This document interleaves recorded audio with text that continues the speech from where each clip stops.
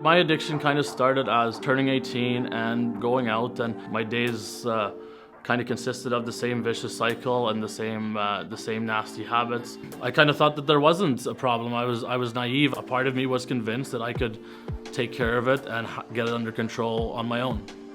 You know, at that point, I had no perspective on God, but when I look back now, I can see how God was already working in me at that time, because that was for the first time that something clicked, that I actually had to take action on my own. I spoke to one of my best friend's older brother who had a similar story and had kind of been in recovery for 13, 14 years, and I could hear the success and how important recovery and Jesus has been in his life, and that's kind of when I just completely surrendered.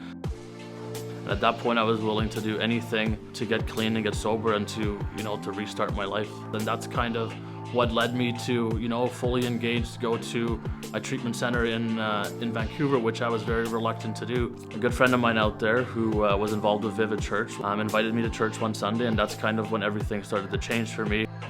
I had tried to stop on my own, doing it my way 1,000 times, and it wasn't until I completely surrendered, I let Jesus in, that I started to see all these miracles work, and all the bad habits, all my wrongdoings were lifted, and it was a new beginning.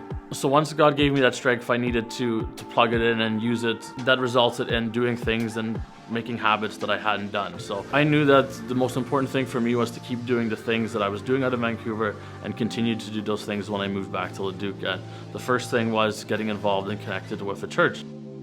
So I was so thankful and grateful to be able to get plugged into city life early on in 2020, because once COVID hit, everything changed. And I know for me, I was so lucky that I was able to have that established relationship with God and that sense of belonging, because I know that a lot of people struggled throughout COVID and were pulled back into addiction. And I probably should have had way more triggers and way more temptations and way more urges to fall out of my recovery than to continue to move forward.